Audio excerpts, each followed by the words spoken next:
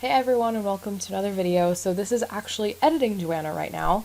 As I was editing this video, my review of Ahsoka episodes 1 through 4, I had forgotten that after the first two episodes aired, episodes 1 and 2, I sat down and I actually made a review of those two episodes. So I went ahead and edited those two, got the video done, posted it. You guys have probably seen it by now, but I still wanted to edit this video, my review of Ahsoka episodes 1 through 4, mostly because I do actually review episodes 3 and 4 in depth, because at the time I filmed this, I had just watched episode 4, so it's very fresh in my mind, and episode 3 was the week before.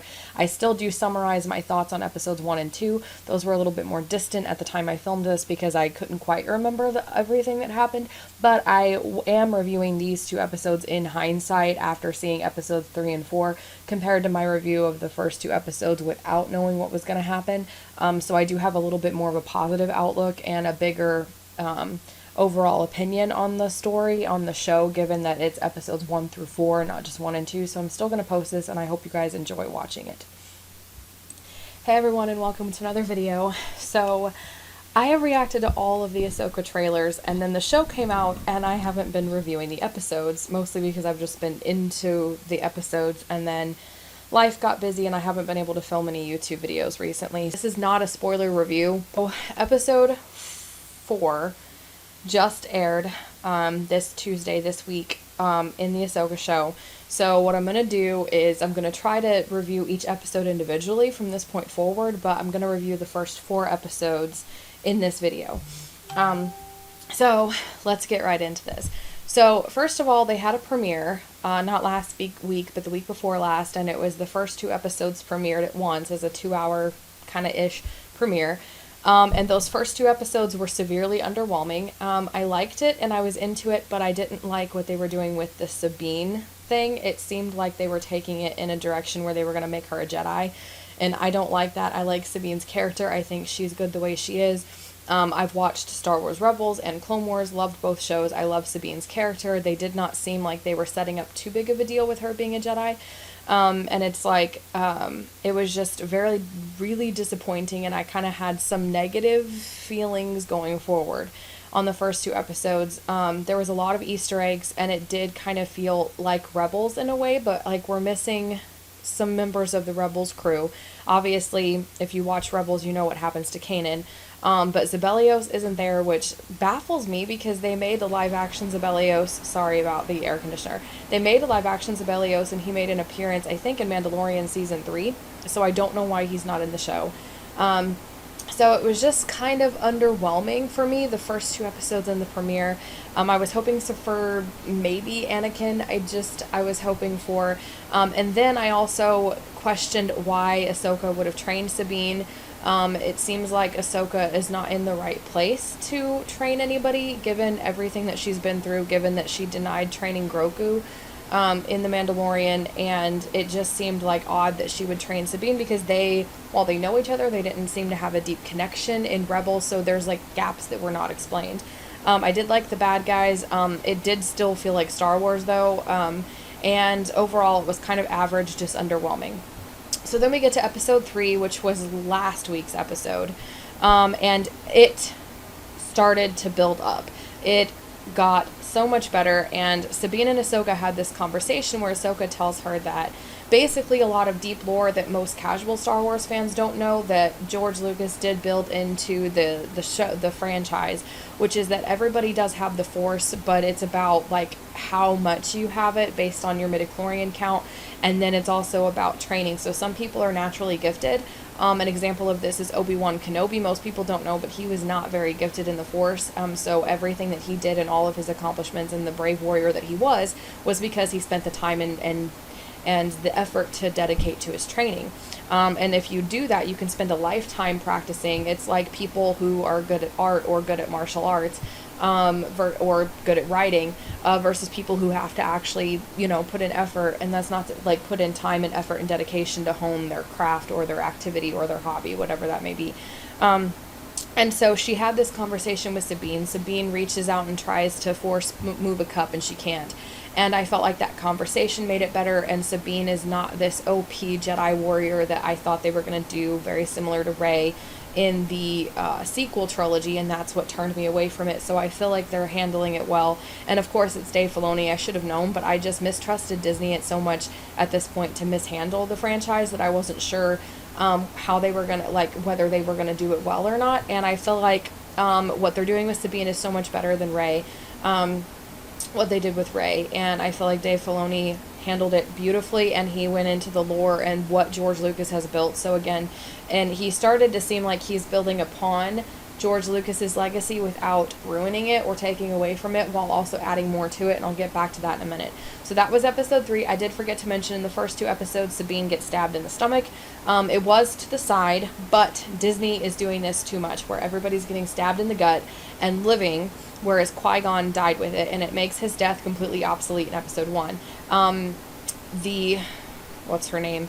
From the Kenobi show, Reva, when she was a little girl, she was a kid getting stabbed by Anakin. She miraculously survived. Doesn't really explain how. And then as an adult, she takes on Darth Vader himself, and he stabs her, and she again survives. Even though he was trying to kill her, he would have made sure she was dead both times. So that was utterly ridiculous. And then I know Kylo Ren was stabbed in the gut. Rey healed him because Rey is this epic person. And there's been several others that they've done, but it's just getting ridiculous at this point. So that, combined with the letdown of the first 2 episodes, I was going into episode 3 cautious, because I just didn't think they were going to do a good job.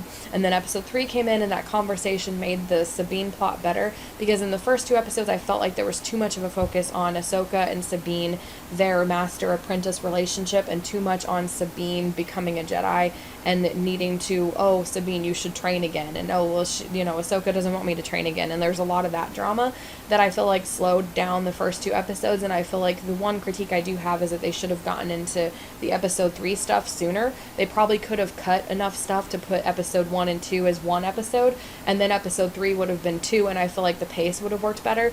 But they did slow it down, and I think probably to set up some things so that casual fans could come in, but a lot's still not explained for casual fans. So I'm interested to know if any of you are casual fans that have never seen Rebels and how you're understanding everything so far.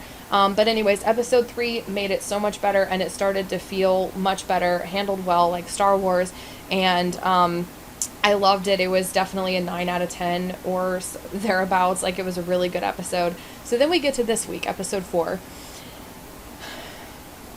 Episode 4 of the Ahsoka show is the best content of Star Wars we have gotten in the Disney era since George Lucas. I'm not the only Star Wars fan that thinks this way or has said this. It felt like Star Wars. The fights, the lightsaber duels were phenomenal, and you could tell the choreography still not quite as smooth as when Nick Gillard was the choreo fight coordinator in the prequels, but it definitely had that George Lucas era feel to it, and the callback to the old samurai movies that George Lucas took inspiration from for the lightsaber duels in the originals was there. There's this moment when, it was Ahsoka versus Marok, and then it was Sabine versus Shin, and then it was Ahsoka versus Balin, I think his name is. By the way, kudos to them for Dave Filoni, first of all, for the lightsaber duel, second of all, for the episode itself, third of all, for finally doing a villain that's actually intimidating, but is actually honorable. Like, he has a sense of honor. So I'm really, really loving Balin as a villain.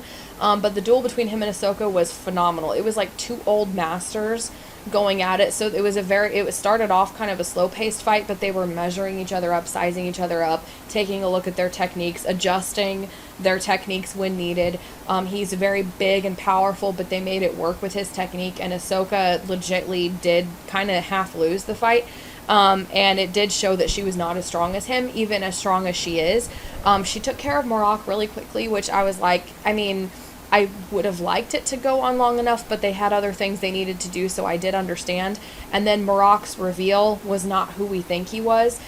So fans were starting to build up a lot of theories on who is Marok. Some people thought he was Star Killer, which is Anakin, Vader's old apprentice in the Force Unleashed games, which was made Legends when Disney's new canon came about and they invented all the Inquisitors. So some people were thinking they were going to try to fit him in there. Other people thought that it was Ezra had turned to the dark side, which was a terrible theory.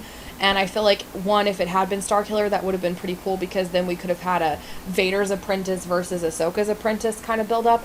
But there's so much to Starkiller's character that it would have been doing him a disservice in order to properly just to throw him in there without the proper explanation of who he is and giving him the attention he deserves. But then if they did do that, it would have taken away from the show and Ahsoka, which is not good. So I feel like who Marok is, I'm not going to reveal it here, but who he turned out to be works really well with the series, and it works for the series, and it works for one of the villains. It works to build up the lore that some people may not know after watching the Clone Wars, after watching Star Wars Rebels, or not watching those two. If you have no idea who the Night Sisters are, I feel like this is kind of a nice little lead-in. So he furthered the plot and the story, as opposed to the plot and the story pivoting to be all about him, like they did with Reva, which Reva, in the villain in the Kenobi show, should have actually done the same thing, where her character works for the plot and not the other way around. Marok was handled very well. The lightsaber duels were phenomenal. Sabine was Sabine. She fights like Sabine. She did use a lightsaber, but she's had training with Kanan and Ahsoka, so I felt like they're handling her really well. It seems like it was just like, I don't know if it was a tease or just wrong assumptions on the fans to think that they were going to make her like an actual Jedi that uses powers and stuff. They've handled it so well. Really thankful for that. And then in this, there's also the theme of selfishness versus making the right choice, which has been a pivotal theme in Star Wars. Doing the right thing versus doing the wrong thing, and making the right or wrong choices, and your motivations behind that. They had a moment where Ahsoka actually gave in to her anger in the fight, and it caused her to lose. And there was a big moment with her. There was a moment with Sabine and a choice that she had to make.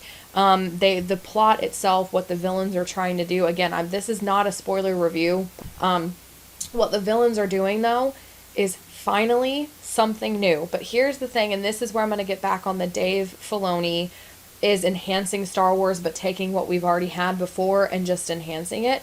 This is what should have been done with the sequels, because he's taking a concept that is an age-old concept that we know and love in Star Wars, which is hyperspace, and he's taking it into a new direction without breaking canon, without destroying the rules that have been set in place by George Lucas. But he's taking it a new direction, so it's not the same thing repeated, like in the sequels, where it was just another Death Star, just a little bit bigger, doing more power. That should have been what they did in the sequels, which is where they take an old concept and do a new style, like do something new with it, so it's not repetitive while honoring what came before. And Dave Filoni nails this in this episode. That's why this one episode of Ahsoka, episode 4, is better than the entire sequel trilogy. And better than the Boba Fett show. I dare say it's better than the Kenobi show. It is done by Star Wars fans for Star Wars fans, and done with care. And it is phenomenal. What they did, they brought in Hera and some of the Republic fleet. It was nice to get to see the guy, I can't think of his name, but he's a Republic pilot who's been popping up in some of the different shows, including Mando. I would have liked to have seen Zebelios. Again, I don't know why they're not doing Zeb. That doesn't make any sense, but that would have been nice. They did include Jason Syndulla, who is Hera's child with Kanan. Kanan's my favorite character in Star Wars Rebels, so it was nice to see his son. I hope they're going to do more with this character as he grows up, maybe getting trained by Ahsoka, maybe getting trained by Ezra. That would be poetic if Ezra trains the son of his master. Oh, that would be perfect. But it was nice to see them. We got to see the Ghost, the ship that they use in Rebels. So it feels like a homage to Rebels fans. And then, of course, Ahsoka. There was the end of the reveal. So this part is going to get into spoilers. If you don't want to see them, then click away right now. That was your only warning. So at the end, Ahsoka loses the fight with Balin, and she falls into the water, and we're zooming out on the water, and so I'm thinking this is it. This is the perfect opportunity. Have her meditate, have her see Anakin. But what happens is, and that's kind of right, but I was wrong because, in a way, because we end up having her wake up and she's in the world between worlds. And I didn't see that coming. I didn't think she was going to get there yet. So she wakes up and we hear something like, "Good to see you, Snips," or something, which is Anakin's nickname for her. And he's like, "I didn't think you'd be here so soon." And she turns around, and I thought at first it was just going to be his voice, but then she turns around and we see Anakin there. Anakin Skywalker, Episode 3 Clone Wars Anakin with his lightsaber, his Clone Wars outfit, his Episode 3, basically his gear. We finally get to see him. The de-aging looked perfect. Unlike, in the Kenobi show, they did a fairly good job, but it wasn't perfect. This one felt like the perfect de-aging. He was standing there in the world between worlds. He smiles at her, and her people have been complaining about how the acting has been really stiff and stilted, especially for Ahsoka. But when she looks at Anakin, she's like that young girl, and the girl who sees him as a brother, and she sees her master again, and she's like, "Master," and her whole face lights up. And it was just a perfect moment and a perfect performance by the Rosario Dawson, who plays Ahsoka. It was so emotional, it was so beautiful, and then they cut it off and ended it on a cliffhanger. So Master Dave Filoni, I think this is official that he definitely is no longer a Padawan of George Lucas. I think he has become the master now, and the only guy to carry George Lucas's legacy forward. Disney and Star Wars needs to put him in charge. He needs to be in charge of everything and let him handle it, because he knows what he's doing. He knows how to handle Star Wars, and now this is his live action show proving that he can do it, that he can do live action and not just animation. So it was beautiful. It is everything a Star Wars, like, it had everything, and it had the story, it had the characters, it had the great villains with reasons and motivations for them, it had the lightsaber fights, it had the tension, it went back and forth between the villains and the good guys, and it had a couple lightsaber fights. There was stuff going on in space, there was stuff going on the ground, which is typical. You have space battles and lightsaber battles, and there was a tension, so there was a time limit. You had to hurry to get this thing done before this bad thing happened. So there was just the right amount of tension and suspense. There was character motivations. There was the lightsaber duels, but the reasons behind the duels, there was heavy aspects to it. Like, there was heavy emotion behind it, because Baylan was talking about Anakin and he was taunting Ahsoka. There was the decision that Sabine had to make. And then there was the emotional reunion between Ahsoka and Anakin Skywalker at the end in the World Between Worlds. And it ends it on a cliffhanger and leaves us hyped for next week. So this was beautiful, perfect, 5 out of 5 stars. Beautiful episode, the best Star Wars content we have gotten in the Disney era since George Lucas left. So yeah, that is my review of the first 4 episodes of Ahsoka. I hope you guys have enjoyed this video, and if you did, please give it a like and subscribe for more writing and reading videos every Monday, Wednesdays, and Fridays. And in the meantime, be sure to leave your comments about what you thought about these first 4 episodes. Are you excited for next week? Let me know. And in the meantime, check out my reaction to the Ahsoka trailer here. It is awesome, and I'm hyped, and this Anakin theme was in this trailer, and hopefully that is what we're going to carry over into next week for episode 5. So check it out. You don't want to miss it.